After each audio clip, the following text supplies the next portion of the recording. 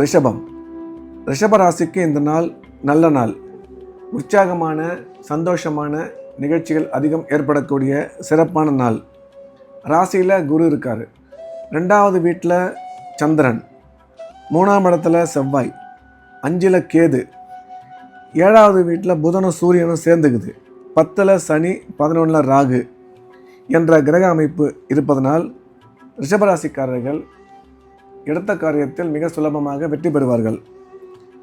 அதே சமயம் குழந்தை பாக்கியம் இல்லாத ரிஷபராசிக்காரர்களுக்கு இப்போ குழந்தை பாக்கியம் வருவதற்கான நேரம்.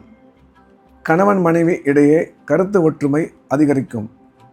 ரிஷபராசிக்காரருடைய பொருளாதார முன்னேற்றம் நல்லபடியாக இருக்கும்.